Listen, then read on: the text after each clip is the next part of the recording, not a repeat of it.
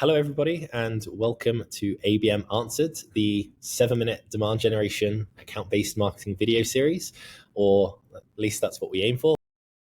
As I said, I'm here with Mariska, who is totally capable of introducing herself in a second. But again, to give a short overview of the concept of this video series, Mariska, in this case, will have 7 minutes to respond to 7 kind of problem statements and questions all about account-based marketing and demand generation. These questions have come from or have been adapted based on the data that we've collected from mixed reality rooms, where over 1,000 marketers have gone through and stated what their biggest headaches and struggles are with demand gen and ABM at the moment. So yeah, Mariska, I'll hand over to you to give a intro. Yeah. So I'm Mariska. I'm a marketeer that has been addressed by Sam and his team for this video. I've worked in several industries throughout my career, most recently with a tech company, and before that in B2C as well, in spirits and whiskeys, which is a whole different dimension. And I've lived in several countries and worked across the cultures, and I'm really excited to talk a little bit about account-based marketing here with Sam. Awesome. I didn't actually know that about the B2C side. I've got lots of questions about that, but right. Okay, let's kick things off and start. So question 1, the problem that came in was the biggest challenge is selecting the right accounts or target accounts and then matching messaging up to those target accounts. So Mariska, have you experienced this, this kind of like challenge, this headache, and how would you approach this? Yeah, so I think I've done different ABM approaches within the companies and the careers that I've had.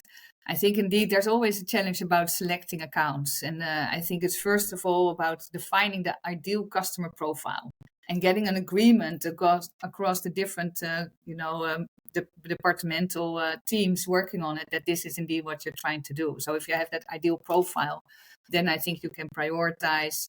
And you can also include current customers, which is sometimes neglected. So I think that ideal profile is the start. And then I think when you craft messaging, which is also a challenge, trying to personalize, look at segmentation, and definitely look at the value of your product and your services to make that part of your messaging and your content. And then maybe as a third, don't hesitate to look back and to reassess and maybe adopt, consider that some of the accounts that you selected as a first might not be the right ones and you need to replace them or you need to look at different ones. So I think, the 3 things are ideal customer profile and trying to prioritize, craft messages that are personal, segmented and looking at value, and then, reassess, adopt and change and be agile in that throughout your ABM. Awesome. And I have a personal question kind of on this, or just like a little follow-on question, and you can see why I've ended up extending these interviews. We'll still keep it concise. But how do you determine how many accounts you go after in the beginning? Is it based on, how many kind of account reps or members of the BDR team that you've got available? How do you determine what number of accounts you're going after, say, per quarter? Yeah. I think it's about resources that you have and also about the objectives.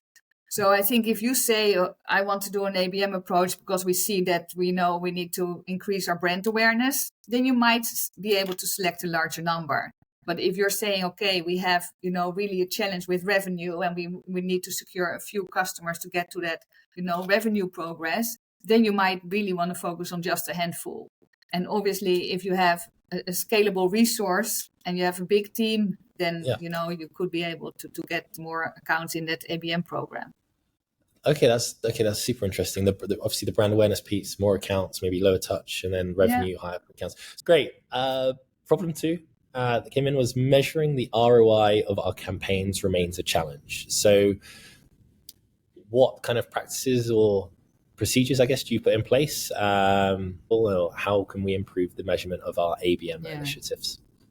I think that's an important one, the attribution model. What kind of analytics and systems do you use to really measure your efforts from a marketing perspective versus the outcome? And I think with that respect, it's really important to align with sales, what kind of KPIs and objectives you have and agree, how that's being measured and what is being measured. Because I think, when Forrester says that 17 interactions are needed to close kind of like a buyer cycle, we know that that's not something that just sales can do. So I think that's where an ABM approach, where marketing will take part of, some of those interactions, then I think you can have a good approach and really celebrate success. How much are marketing responsible for those touch points? I didn't realize it was 17. And how many would you say are responsible for from the sales team? Is it like a 50-50 split? And now, because we're seeing a trend more and more, marketing are meant to carry the buying process like 90% of the way now, and then sales just come in at the end to close. Do you have any kind of reference points on that? That's a good question. And I think what you see is that marketing and sales need to be tied from the beginning about they want to target those accounts.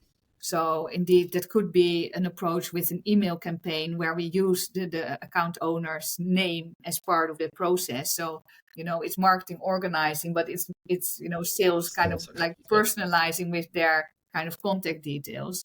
And I think we also need to realize, the buyer's journey is not granular. It will jump back and forth. So you will see that somebody might download a webinar or download a white paper and then have a conversation with a salesperson.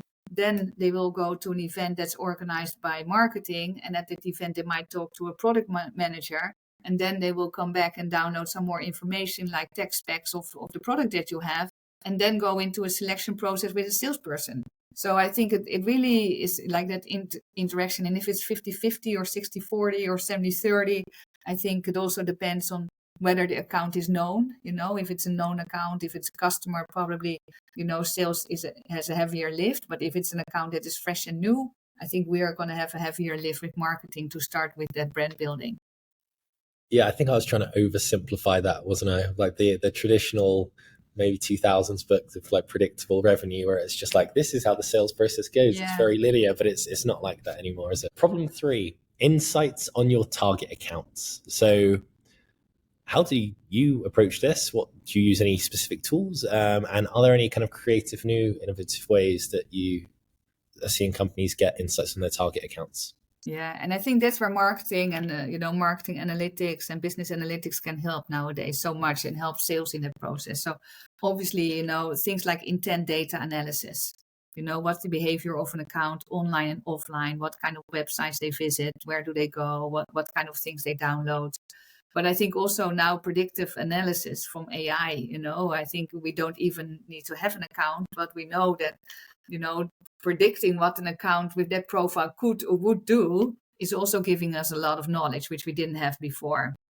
I think there's other innovative things where, I think they're talking about conversational analytics. If your account is chatting with a virtual assistant or addressing a chatbot, there's a whole kind of like assumptions or kind of like profiling that can be done based on those information. And I think nowadays there's loads of new technologies like geofencing, AI-empowered data analysis that we should use and that we could help to identify those accounts. It's crazy. Someone's probably out there created some amazing AI tool which does all of this for you. It's like, now's the time they want to buy. I think, well, my personal opinion is maybe we're kind of in this stage of trust. How much do we trust these intent data? And like if intent data is coming through, and I think like tools like Apollo do it now as well, where it's like buying intent that this person's interested. I think for me, I'd like some transparency more on like, where's this conclusion come from? Yeah. Do you kind of just trust it on the offset, or further research when all these intent data signals come in? Or I think there is so much data, but somebody need to have a proper look at it, like what you say. We should just not get a guidance and a conclusion and okay, that's where we want to go. I think that's where we as marketeers and sales team members as well can provide insights that not given by that historical analysis or by that web browsing profile. And I think that's where we have a big role to play. It kind of leads to the next problem, right? Which is like time to market. So the problem that came in was time to market. It takes too long to set up and build campaigns. So perhaps a bit about what I was talking about just there, like, if you're going to double check absolutely everything, the time you've double checked, that person might have already secured their what they're looking for or the solution they're looking for. So I guess in your experience? Have you experienced this, like long delays to market? Like, how do you speed these up? What's the common pitfalls to look out for, which often cause delays when executing on your like ABM and demand gen campaigns? Yeah, and these are tough conversations, because I think what you say, people want to do everything and anything because there's so much out there, there's so many opportunities, and when somebody comes to you with a priority list, I can bet you a month later somebody else will come with a priority list. So I think that's where leadership needs to step up and come in as well, and really get an agreement with all stakeholders to say, okay, this is what we're dedicating resources on, and if there's another request coming in, the leadership team is going to review and assess whether priorities need to shift. And I think if you have that in place, then I think you can really progress and be flexible about adding or taking on another program. But I think if that's not there, if that leadership doesn't agree and it's kind of like flux as well, then it's a big challenge. So it is literally a case of like, here's the goal, and this is what we're going to do for then like this extended amount of period of time, and say kind of no to everything else and get leadership to review for the next quarter?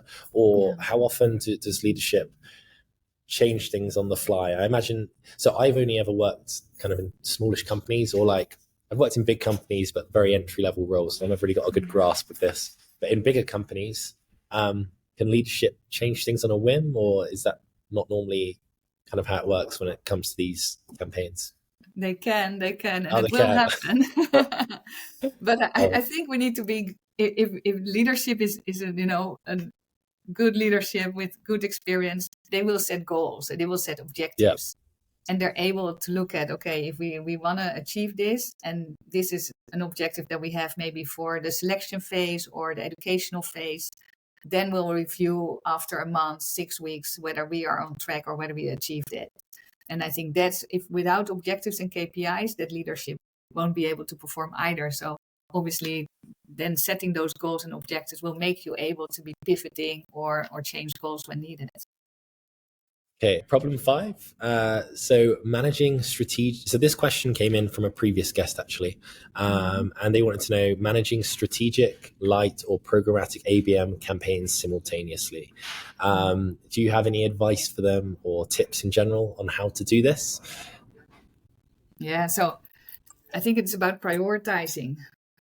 So are you able? Do you have the resources to do multiple campaigns and do them in parallel? Are you going to say, okay, we're going to have one leading and this is going to take 60% of the resources and 40% will go into like a multi-campaign?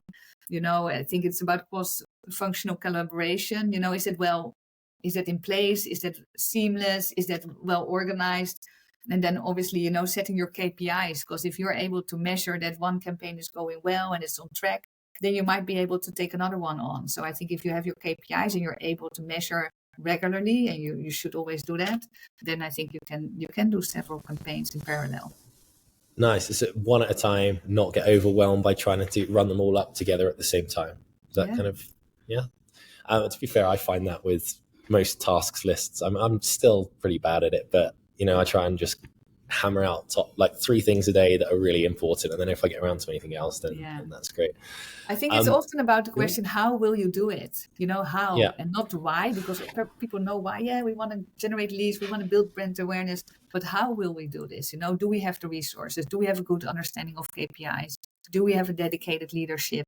And if you have that all in place, then I think you will go and you will be able to measure and be agile throughout.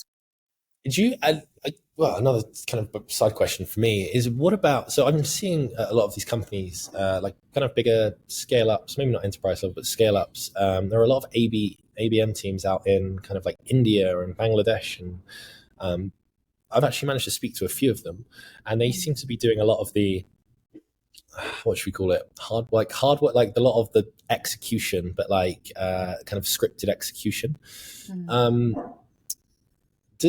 Can that help? Have you ever seen that work for you?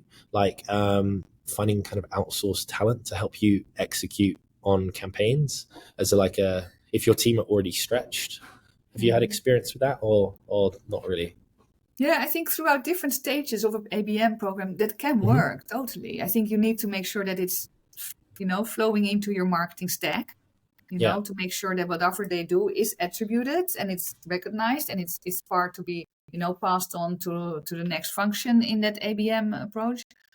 And indeed, make sure that they're glued and they're tied from the hip, that it's not like, okay, we give them an assignment and we take it back, and have them take part of the process from the beginning. So I think it could work.